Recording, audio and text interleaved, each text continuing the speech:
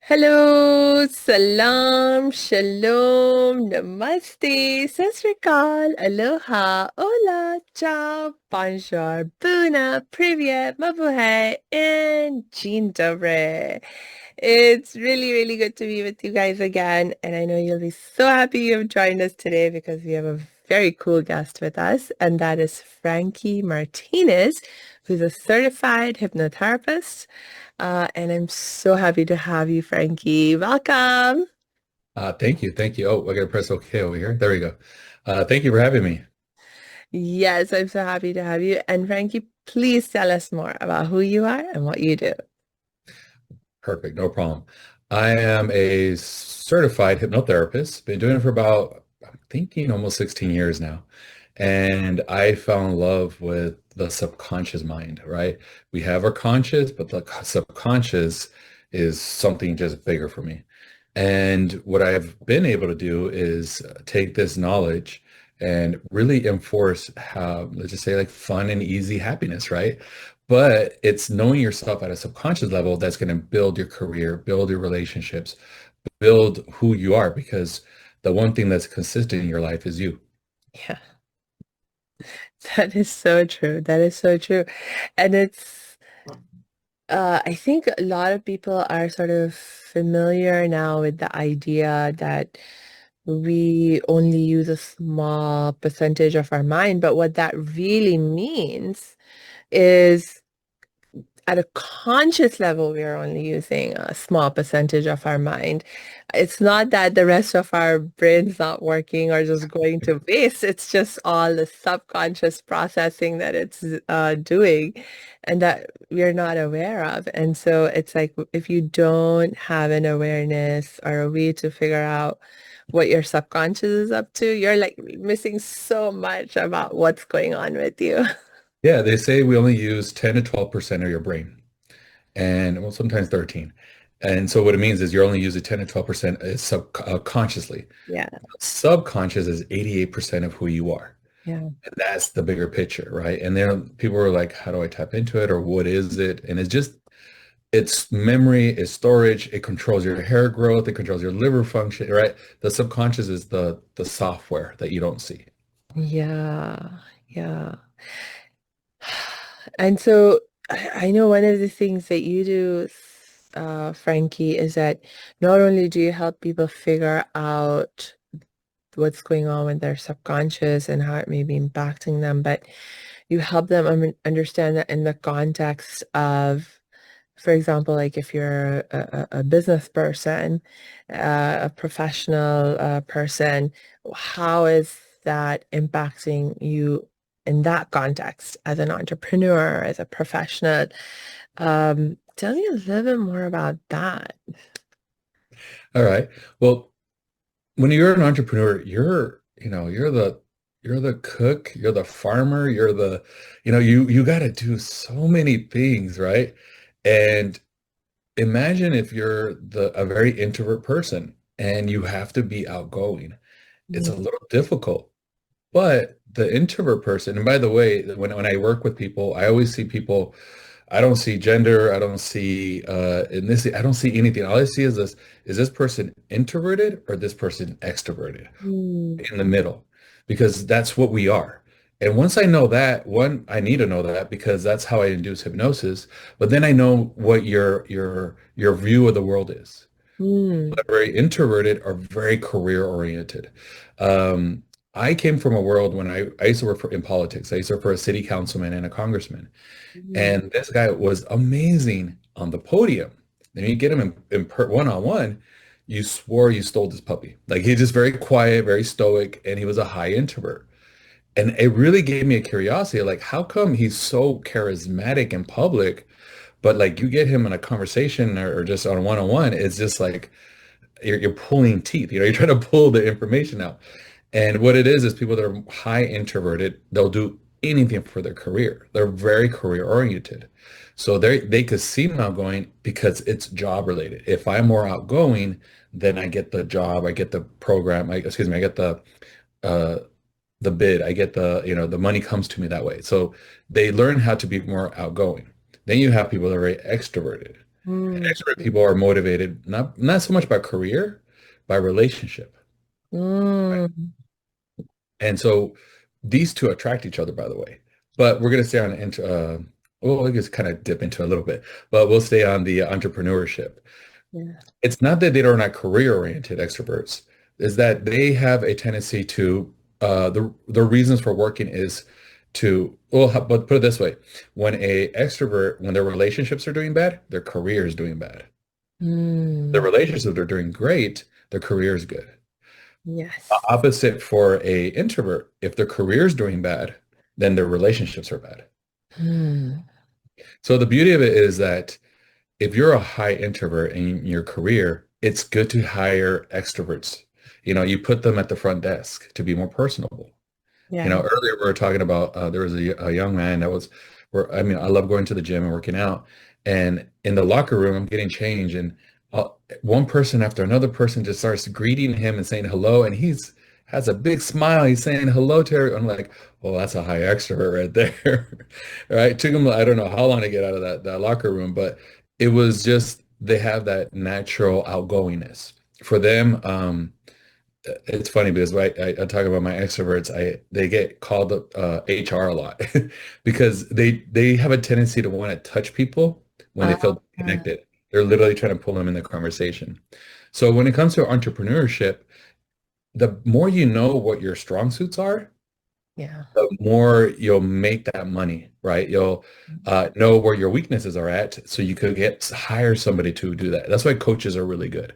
Yeah. So knowing you're introverted and extroverted, it will help your career because then, like, let's say if let's say I'm not a high extrovert and I'm like, I want to touch somebody because I notice they're like disconnected from me.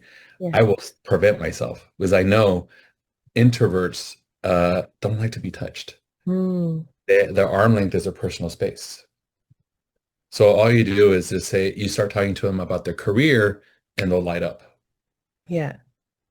to that introvert if you're that high extrovert. And next thing you know, you're not only just connecting with the extroverts, you're actually connecting also to introverts by not messing with their personal space. Yeah, as you were describing introverts and extroverts, and how they behave, of course, I thought about myself, but I will give a different example because you made me think about someone else as well. And that is, he is one of the biggest movie stars in India, in Indian cinema. Okay. And obviously he's a movie star, and he has done such a wide variety of roles where he has played all kinds of, different characters. And obviously he's doing interviews all the time and lots of fans dealing with them, this and that. Hmm. In one of his interviews, he was talking about how people just assume he's very extroverted, but he Hmm. was like, actually, I'm shy. Uh, Yeah. I'm a shy person. I'm an introverted person. But he was like, when I'm in the context of, the job of being an actor, then, it's easy for me to play whatever role because then it's not me. It's like he was talking about this one movie in particular where he was like, he had to do a scene where he had to be nude. And he was like, but I was in that role. I wasn't me. I was that person who was that character. And in that moment, that is what made sense for that person to be and to be doing. And so it was easy for me to do what I had to do in that. But in my life, I would never behave like that. Hey, thanks for tuning into this episode. Hope you're getting value out of it. For your information, this episode has been sponsored by the Happiness 101 program. Are you a change maker, coach, trainer, or healer? Are chains of fear holding you back from making the impact and income you desire? using a unique combination of positive psychology and the spiritual wisdom of our most effective change makers. The Happiness 101 program helps you break through your limiting beliefs and manifest the abundance and success you desire with fun and ease. Interested? Book a free Happiness 101 exploration call with me, your happiness expert, Samia Bano. Just use my online calendar link in the show notes. Now, back to the show. Yeah, yeah. I call that the be, do, have, right? If you could be that person, then do it. Because most of us do things, right? We're gonna do this and do that. But what if you could just be that person, then you'll do it and then you'll have it faster. Huh. So he learned how to um, take himself out of the equation and be that person. And again, if he's an introvert, like he has no problem doing it. He just learned how to uh, bring out that side of him in order to be more connective. And Mhm. you'll see whoever his significant other is will be super outgoing, very talkative, very chatty, very touchy, very connective, because what you lack, you seek out. Hmm. Oh, that's an interesting idea. Uh, Wait, so if we could think about this a little bit in the context of relationships, because I cannot resist. It Tell me normally some- goes there, by the way, but it's very entrepreneurship to uh, understand that every person is in a relationship. yeah, You right. know, a significant other or just a colleague, every person you talk to is a type of form of relationship. Mm. So you're more willing to buy something from a friend and that you trust than somebody that just gives you a phone call. Yeah, of course. Yeah, for instance, I'm going to go there and then we'll go to relationships. Yeah. Have you noticed every time you think you look up? Everything oh yeah, because I'm that kind of a person. I know that about me. So I do something called NLP, and in neuro-linguistic programming, people that look up are very visual. Yeah. You're very auditorial too. Earlier, you just kind of like pulled your ear. Yeah. So understanding like little nuances about under other people, that's how you connect to them and being, and this is where um, entrepreneurship kind of kicks in. It's understanding somebody else's subconscious. If I want to tell you, I don't know, anything or sell you something, I would say something like, "Hey, do you see what I'm talking about? Do you see where Yeah. I'm going with this?" As opposed I to wouldn't say, how does that sound? yes, yes. And I actually remember going to an NLP workshop Oh, where they cool. were talking about this. Hmm. We're like actually practicing and in small groups. And so we actually dug a little bit deeper. I mean, they gave us some training to look to figure out these kinds of cues about like eye movement and stuff. But Yeah. also we did a little bit of like questioning the person that we were going to try to sell to. So, and we asked them questions about their values and, general habits when it comes to buying and stuff. And then based on that information, we made our pitch to them for whatever it was that we were trying to 100%. sell them in the moment. And it was just amazing. Like I knew what we were doing, right? But when those things were applied to me by whoever I was practicing with, I could immediately feel the difference in terms of my response and my level of willingness to engage and say yes to what they were offering. And it was like in a business context, that's where like even if you're not one-on-one, but that's why you have to know your ideal client. And you have to make sure like how you're describing your products, for example, on your website. Who are your ideal clients? Are they seeing and hearing and feeling what they need to see, hear, and feel in order to be like, oh yes, this is the right product for me. So that's how we made we applied that understanding about uh, different people's personalities to the sales process. Well, 100%, 100%. It's knowing who you're talking to, right? Yeah. I always ask the question, what was the name of your third grade teacher? And then they'll look up, look to the side, or touch your face. And it's Yeah. just mannerisms, right? That you pick up in order to connect with other person. Mm. And also just believing in your product, right? That is, I would say 90% of the time, the hardest thing that you get to convey.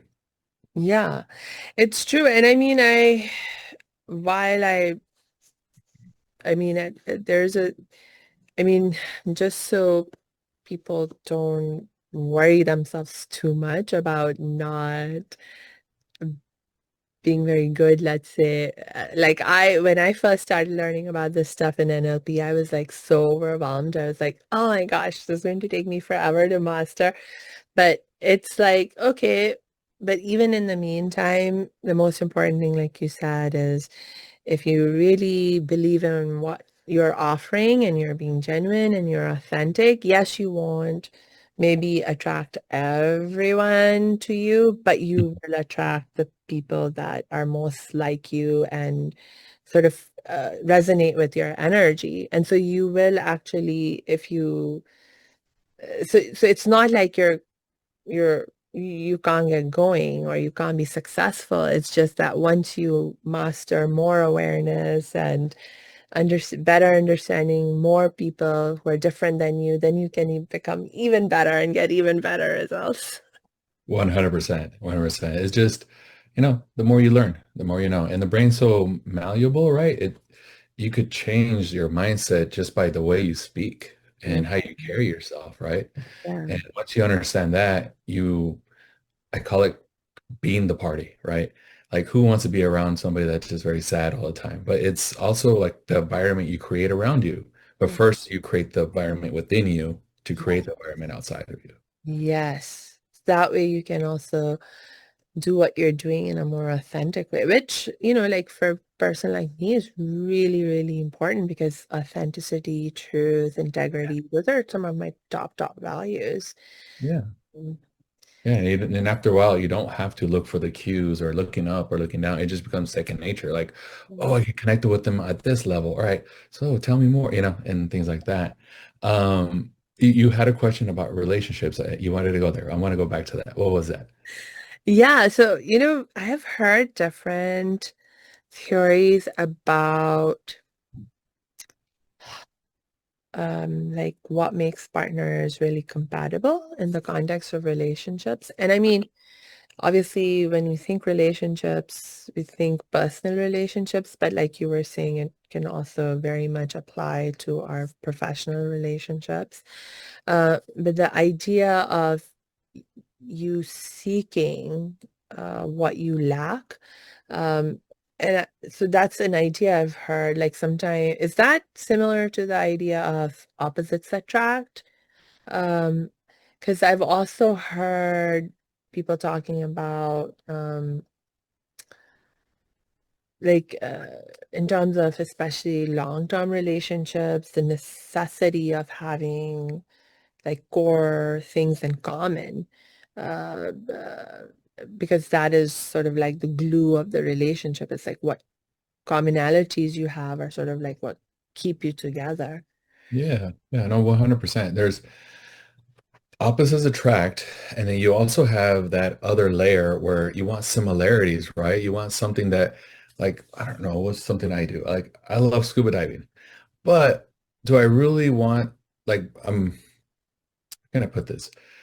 I would love somebody that is I'm dating to go with me, but like it's not a game changer if they're afraid of the ocean, Like it doesn't have to. It's you want that understanding on both ends, right? You want some things that you have maybe some values that are very similar.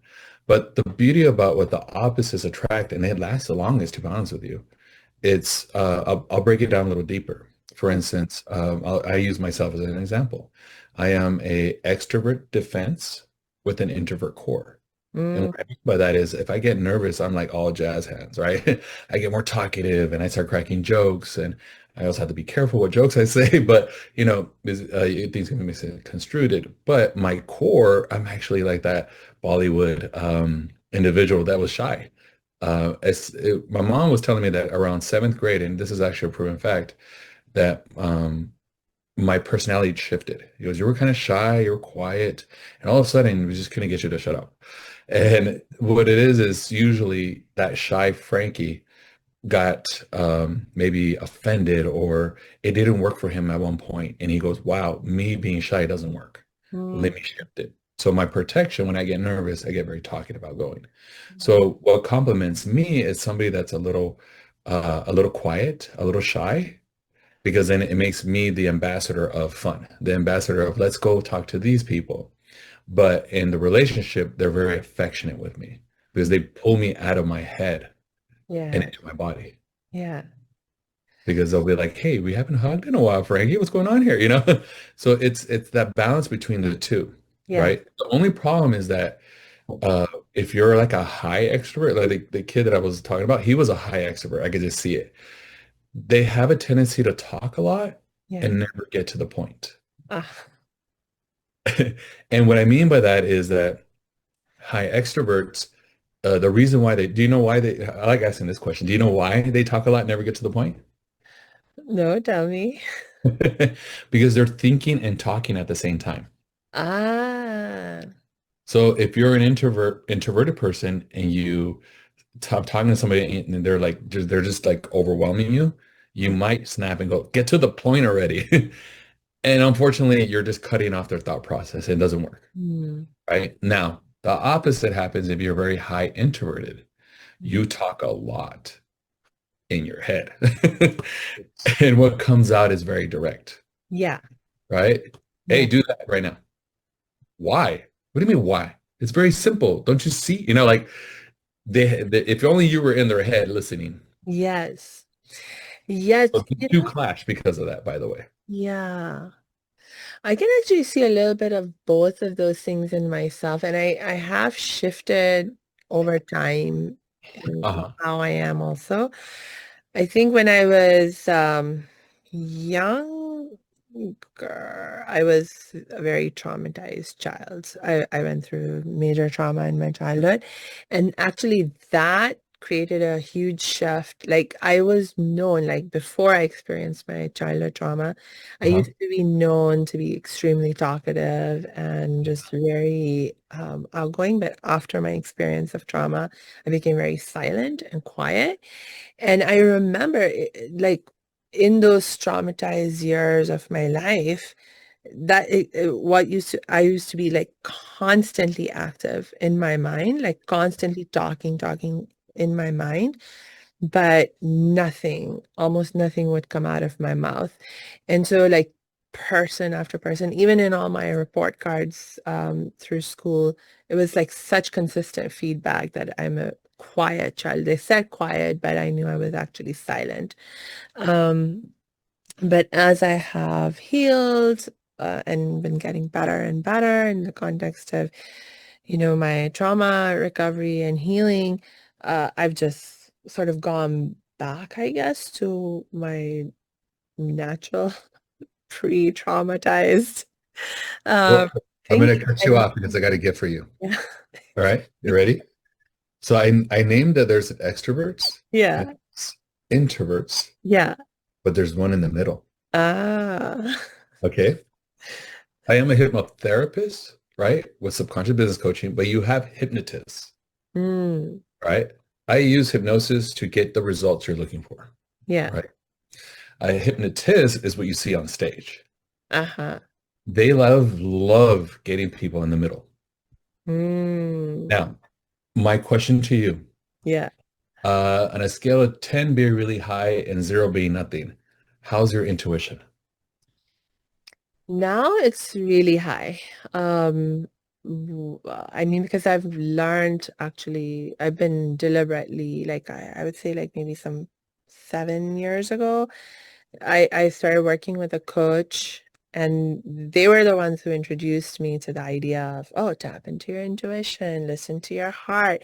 And so ever since then, I've been deliberately cultivating that as a major aspect of how I am. And so now I'm highly intuitive, I would say. So Certainly what's your number? above average. You know what? Introvert kicked in. I went, okay, so what's your number? Do you see how that works? Like introverts are like, okay, I just need a number. I just need a number. You're an extrovert, so you had to go to the thought process, right? Yeah. So tell me your number. In terms of how introverted or extroverted No, I am, how or how intuitive. intuitive I am. Yes. I have never actually been asked that question, but I would say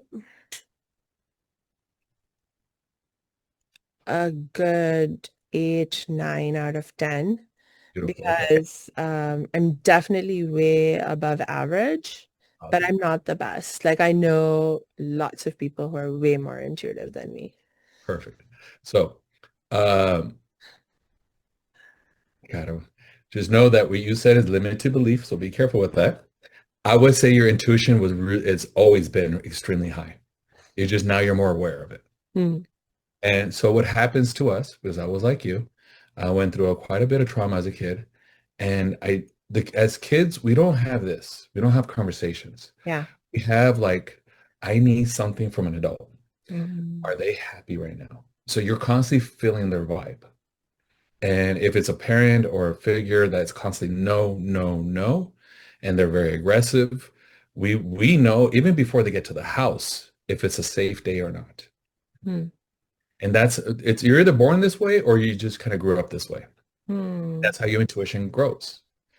The beauty of it is that you're very intuitive, and you know how to feel if somebody's safe and somebody's not safe, hmm. right? And that's when we go through trauma, that's how it comes about. So that intuitive, Just to clarify, when you say when you experience trauma, that's how it comes about. What do you mean? What comes about? your intuition as a kid. Oh, So either you're born with intuition or you had to cultivate it in order to yeah, survive. right. And so we use in hypnotherapy fight or flight in order to tap into your subconscious. What happens when you're very scared, right? Your eyes open up, you take a deep breath, and you're like, what's going on, right? You're taking all the senses in. Yeah, Tuition also kicking in. Fight or flight is intuition. So yeah. you're using your intuitiveness to make it safe around you. So you pick up people's vibes. They're like, ooh, I don't know who that is, but they're into my intuition is telling me that's not a safe person. And as a kid, you'll pick that up more. Like, oh, I don't want to be around that person, right? You'll stay away. You'll see that too. Mm. Children will gravitate to one person or they won't gravitate to another person. Yeah, it's interesting you bring that up because at least consciously, what I remember of my experience is, I mean, I was a very trusting child. So I don't know if I don't know how intuitive I was in terms of being able to figure out how safe a person was or wasn't. Because what happened is that the trauma I experienced was the trauma of child sexual abuse. And that really messed up Oh, me everything. in terms of being able to trust my own self and my judgments of people. Because, like, for You me, weren't doing it consciously. You're doing it subconsciously. You're unaware of it. You weren't going like, I'm not gonna say, like you don't do that. And yeah. nobody does. But after experiencing the abuse, I just couldn't trust anyone. I couldn't even trust my own judgment because I was like so messed up. The person who abused me was someone that I had loved. They were Right. a member of my extended family. And so I just totally lost it in terms of being able to even trust my own judgment after that. That was one of the most difficult um impacts of the trauma that I had to deal with, and was one of the most difficult things to face in terms of doing something about it because it prevented me from asking for help because I Right. couldn't It was trust unsafe. who. Yeah. You Yeah, trust somebody. yeah, Yeah. So you get very high alert, very and so intuitive people, I love working with them. All I have to do is get them back to be grounded yeah. because they take in information and they don't let it go. Mm, So this is where they attract a lot of narcissistic people Mm, because intuitive people are very, I don't know, they're very, excuse me, we are very outgoing, very like connected to people. We sometimes take too much information and make it our own, right? I always say they can hit the lottery, but if you're around somebody negative, all of a sudden they're just negative too. So I love working with the intuitive people is once they understand their superpower, then they know how to protect themselves. They know how to ground themselves, how not to attract a narcissist because mm, they love you and would love to abuse you too. yeah.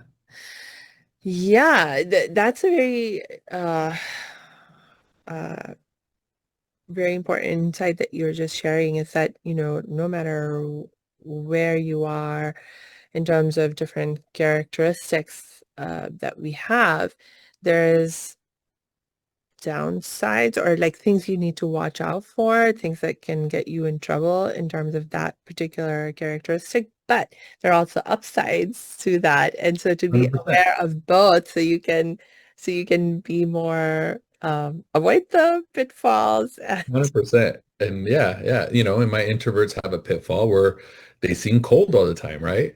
And then my extroverts have a pitfall where they're just too much for somebody. yeah, And people in the middle, their pitfall is they'll follow anything. Right? So once you know what works for you and doesn't work for you, right? Like even the young man, when I was talking to him today, he was just, I was like, oh, I'm turning into an introvert right now. So I give him a good handshake. I said, I'll catch you later. I recommended a book and then I was able to leave. yeah, But he wanted to continue. yeah, So the thing is not one is wrong and not one is better. yeah. It's just we need that other half, right? And that's the relationship part of it. We Mm, need that half. And then when it comes to the business side of it, I like coming to saying, if you have an introvert and you know it, they're going to push your buttons. yeah, They need the hard sell because then they'll like, they feel better that they got what they needed. And, they need a discount basically because they want to fight you. And then the extrovert, they just need connection. They need that connection. They need that friendship. They need to know that I could trust you as that friend level. And then the person in the middle, I love when they're in business because they, and women in general too, have that like sixth sense of what's a good deal, what's not a bad deal. They just know, right? The intuitive person in the middle have that know. So I love working with the people in the middle, introvert, extroverts. Once they know their power, they're just you end up getting some peace of mind. It's like yes, because let's say I'm very quiet and shy, yeah, and I'm around a very high extrovert. Guess what they're going to tell you? What's wrong with you? You're so quiet. Why are you so shy? Well, that's who I am. Don't make you wrong. If you're full of room of extroverts and yeah, you're quiet, they're gonna see you kind of like a weirdo, yeah, right? If you're in a room full of introverts and they're quiet and they're studying and watching the board or watching the teacher, and the extrovert seems like they're bouncing off the walls, they're gonna think, "Oh, what a weirdo." yeah. Really surround yourself around like-minded individuals that just help you, right? Be Mm. the person you want to be. Yes, and there's definitely you just made me think about like some of the dynamics in sometimes my extended family circles where we have a lot of extroverts in that extended family circle. So many people who love to talk. Hmm. Like when we are all together as a family, which happens very often, you have like all of these people are like just talking, talking, talking, talking, talking, talking. And there's a competition going because like no one wants to stop to listen. Everyone has to say their own thing. And I'm one of Mhm. the few people who's like, I'll be the listener. You what you want to say, I'll listen. And they're gonna love you for that, by the way. It's holding space, right? Right. You're just holding space for them to blah everything out. And you'll be amazed when you're kind of quiet and listen, what comes towards you. Yeah. Now, the question is, how do you become this person, right? How do you become more of an introverted person or more of an extrovert person? Do you know how a person becomes that person? Do you know? Besides the middle person has a little bit of trouble. We'll leave that one to be. So tell me. We get it from our dad. Hmm. So either a dad, a grandfather, whatever mom catered to, will pick up dads. Have you ever had your mom go, God, you're just like your dad?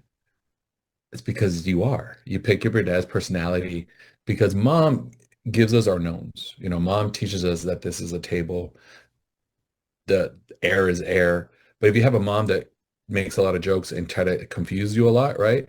Is it a table or is it an elephant, right? She kind of confuses you. That was your base. If you get that kind of mom, then when you grow up, you don't really trust a lot of people because it was unsafe. But Oh, mom is very congruent, as we say, that you grow up very like trusting people. Like, okay, they say what they mean. Now, around 8 years old, so from zero, right? From 0 to 9 months to 8 years old, you have a connection to mom like nobody's business, right? You survive because of mom. mm, From 8 to 16, you start picking up dad's personality because he does something better than you, as you notice. Like he walks in the room, mom caters to him. Now, this is traditional family, non-traditional. I can explain a little different. So once you see that, you'll pick up dad's personality. If your dad's an introvert, you'll be an introvert. If your mm, mom dad's an extrovert, you'll be an extrovert in order to get more attention from mom. mm. Interesting, interesting.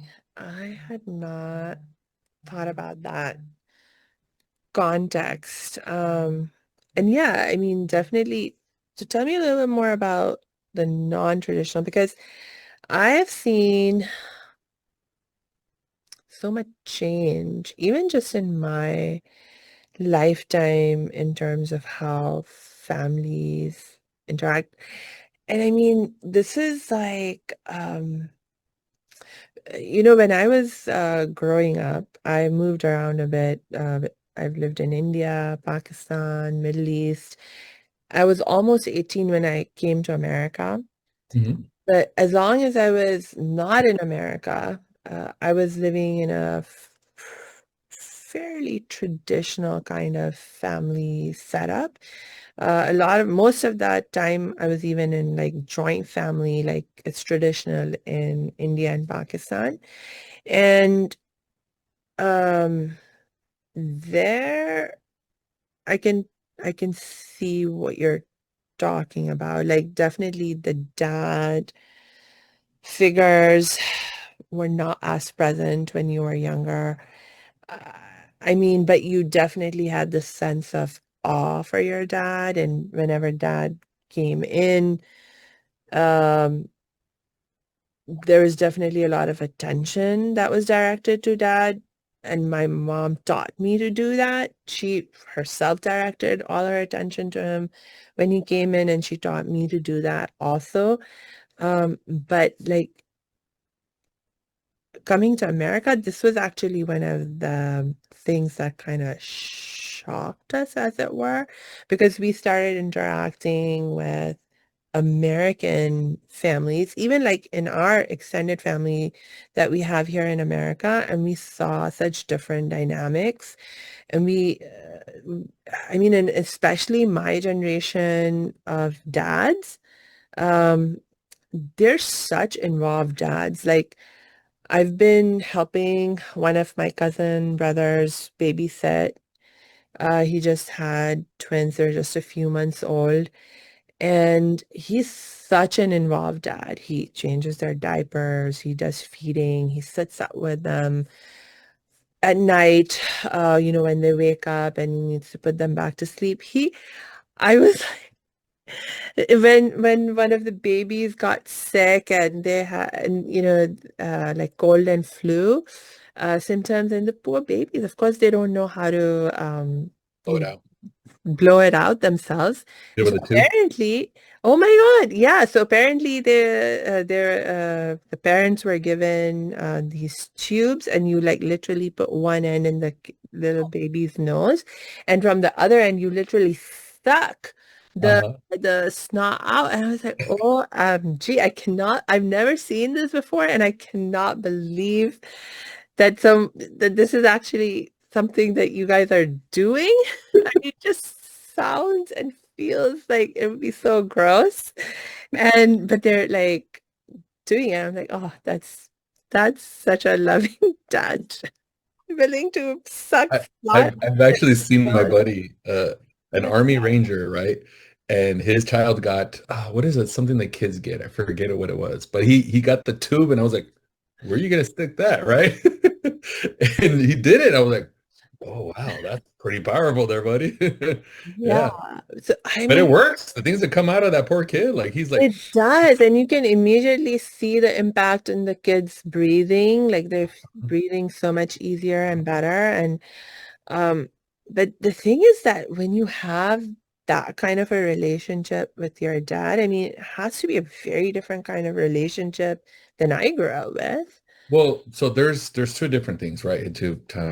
And I forgot the second one, but the first one is cultural, right? Yeah, There's certain cultures that seem very outgoing yeah, and certain cultures that seem very not outgoing, right? And but within the family, there even within the culture, there's some people that are more introverted and more extroverted. Even though like they're very subtle, right? So culture wise, like you would think certain cultures are like that outgoing, then you assume everybody's outgoing like that until you get somebody that isn't. You're like, what the hell? Like, this is weird, right? Uh, and that's what it is. So, and then when you have the second one was, forgive me, what you said was, oh, and a non-traditional family, right? What is normal, right? What is traditional? What is non-traditional? It depends on that culture, yeah. right? When I meant non-traditional is like, what if you didn't grow up with a dad or you didn't grow up with a mom, right? Uh, How do you pick up that secondary? And all it is whoever mom caters to, whoever mom, it could be an uncle, it could be a grandfather, right? Whatever the secondary is in order to get more attention. So it's very easy to see. Now the child, it could even be a teacher where mom just did something to cater to that teacher. Oh, picked up right there, right? It all depends on who it is that mom catered to at that moment. And it's not gender based either. mm, interesting, interesting. Okay, okay. So, okay, wait. Let me think a moment. I want to come back to. It's a lot of information. I get it. Yes, yes, but How time. much time do we have? That's the question. Yeah. Okay, so definitely important to be aware of our subconscious, Yep. and that impacts both our personal lives, it impacts our professional lives. One of the major aspects of ourselves to be aware of is where we are on that scale of being introvert versus extrovert. Um, Now, at one point, you brought up the idea of limiting beliefs, like when I mentioned, where am I on the scale of how intuitive I am? Right. Um, Right. so tell me a little bit more about the limiting beliefs piece, because that's like a huge, Oh, it's humongous. yeah. It's a big, especially in careers, in relationships. Limited beliefs is it's a belief system that literally holds you back, right? But it's a belief system that served a purpose.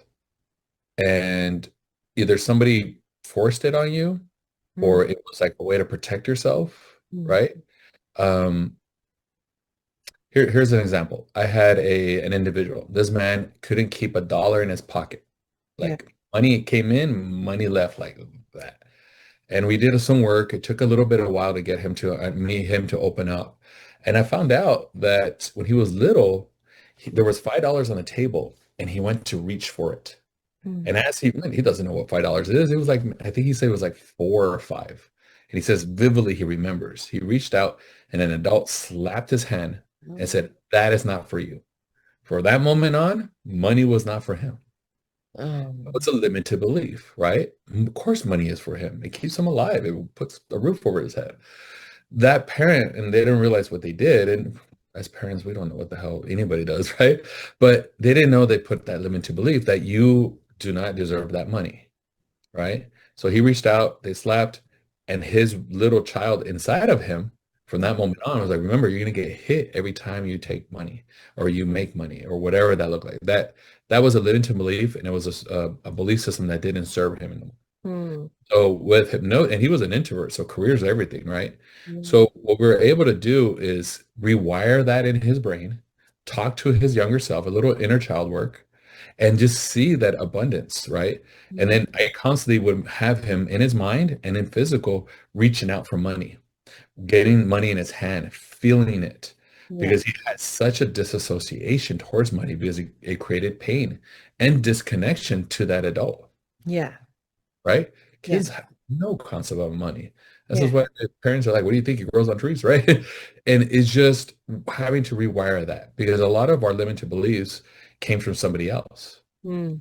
Even a limited belief about allergies. Now, not all allergies are created equal, but I've had people come up to me and I've worked with them and they're like, I'm allergic to cats. I go get tested. They come back. I'm not allergic to cats, you know?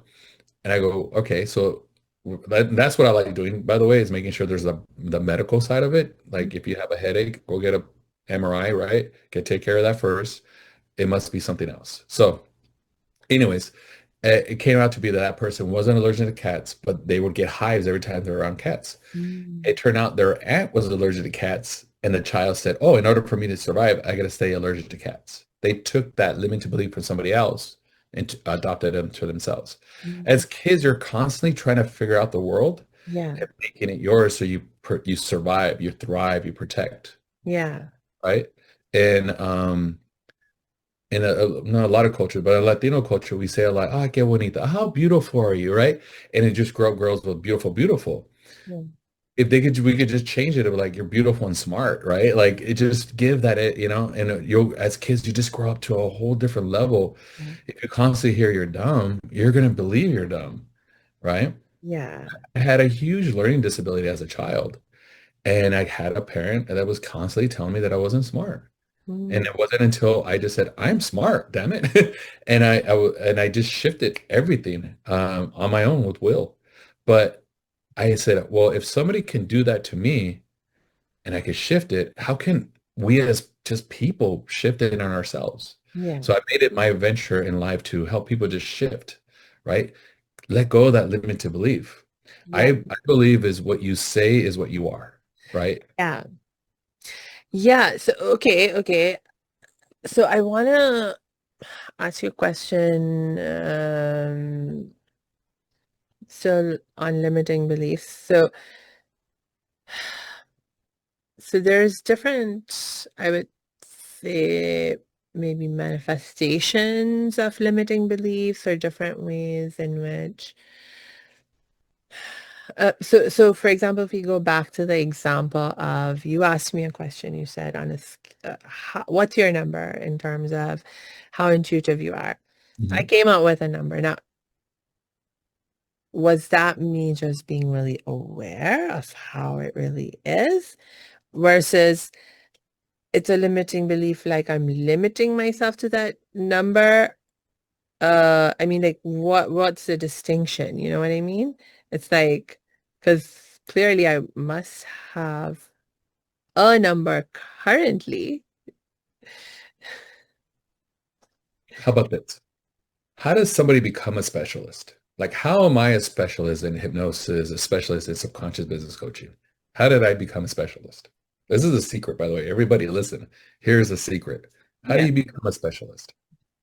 Practice, practice, practice. Okay, but is there an award? Today, here you go. You're intuitive, right? You're the specialist in this area. Is there an award for being a specialist? I mean, sometimes you can get recognition. No, Uh, but listen to the word. Is there yeah. an award for being a specialist? Is there an award for Right. being a specialist? A specialist in a field. How do you become a specialist in a field? Well, obviously, you got to have like some education on it, right? Yeah. The Yeah. way you become a specialist in a field is the day you tell people you're a specialist in your field. Hmm. Okay? Yeah. That's how it works. It's back to be, do, have, right? Yeah. We as people are always in the doing. I got to do this. I got to do that. I had a cousin recently who was like, I'm getting older and the children are leaving and now me and my husband need to do things and we got to do things. I go, what are you going to do? I don't know. We got to do things. I go, why can't you just be the best version for each other? Mm. Just be happy, or like it's the being. So Yeah. back to what you're saying is a limited belief is usually it's just what you're telling yourself. Watch what you say because it's your reality. And you'll get little nuances of what people think inside their brain as they're talking. And they're just giving you information. Yeah. So again, the day you're going to be intuitive is the day you say you are. Yeah. You're going to be a 10, girl. Yeah. No, so like for me, I I'm very much a person who is into growth. And so I know at one point I was not as good as I am today. Mhm. And I know that tomorrow I'll be even better than I am now. So I think for me, that's the distinction between if a belief, if I make a statement about me, do I think this is like a permanent aspect of who I am or how I can be, or is it something that I see, okay, in this moment, this is where I am, and I know I can continue to grow and change. Mhm. So for me, that's the distinction between if something is a limiting belief for me or not, you know? You got to ask yourself, does it serve you? Right? Yeah. By playing small, does it serve you? And 9 times out of 10, it doesn't. Yeah. So if it playing small, that limited belief of playing small, right? Does it serve you? And there's also like, what we call is, oh, forgive me, I just had it at the top of my head. Um, Imposter syndrome, right? That's a limited belief. Mm, You're there because you got there, right? I don't like giving it power because then you just kind of repeat it, but it just the reality of it, right? yeah. It's imposter syndrome, limited beliefs. It's the and normally and a lot of times it was used for something to protect yourself, right? Right. And to survive wherever you were at. Yeah. Then we become adults. That doesn't happen no more. We're not that place anymore where, like I said, I had somebody who was telling me that I wasn't smart. So I would just, okay, if they're telling me this and they're the authority, Yeah. maybe they know what they're talking about. But Yeah. then you grow up, you're like, wait a minute, that was their limited beliefs. That was their trauma, right? If you spot it, you got it. So and when I think back, that person had some issues. They had some learning disabilities. So Yeah. projecting is a big, huge thing, especially when it comes to our careers. Yeah. Uh, this is one thing I love talking about. What happens to people when they hit the lottery? Oh, well, most people, first of all, they feel very happy for a relatively short period of time, though, because before you know it, they've lost the money, and sometimes not have when 3 they years. lost what they had, they have lost more than they had Yes. before they won. But why? But wouldn't you be like, okay, I could get some therapy for this. I could come get a coach for, right? I got the money now, right? So the study is that when people, let's say, I don't know, let's say you're right here, right? This is where you started out and you hit the lottery, you're way up here, right? All of a sudden, 3 years later, you're down here. Yeah. Why is that? And it has to do with limited belief, imposter syndrome. But when you make that money, now all of a sudden your friends, you're the same place with your friends, and now you're just surpassed them, right? Now you're losing friends. And then now I gotta pay for friends, right? So it just their own limited beliefs. And the thing is that when people hit the lottery, they just come back to what they know and they're just trying to be a normal person. But now people see them different. And so it's a whole conversation of like homeostasis. Did you know that the amount of money your parents made is going to be the amount of money you're going to make? Mm, It's because you're used to it. And when yeah. you hit that lottery, you're not used to it anymore. Yeah, it's an If you hit the exception lottery, call me, to by the break through. way. I'll help you out. No, it's true. It's like I've seen this like for example in my family where my grandfather was one of the exceptional folks in my family who just kind of broke through. He was such a brilliant entrepreneur that uh, he built I don't even know how many businesses over his lifetime, became a multi millionaire. Okay. thingy. And we didn't, and he came from situation where, that is not what he had experienced. That was not the level of wealth that he had experienced, but he broke through the whatever the family history had been, and he achieved this new Perfect. height in terms of things. Um, but he was an exception in the family. Right. And so How we was everybody else, right? yeah, Doesn't matter. Everybody else, yeah. right? And everybody else wanted to know his secret. Everybody knows like why, how, that. And it's like difficult to like most second generation businesses fail. It's like when my grandfather passed away, we saw that happening in my family as well, where his children, I mean, they have not been, they certainly couldn't grow the businesses. They did a okay job maintaining the businesses he had established for some time. But when things started to change, like drastically in terms of business environment and this and that, and Right. they didn't have the brilliance that my grandfather did. And we literally like one by one started losing the businesses.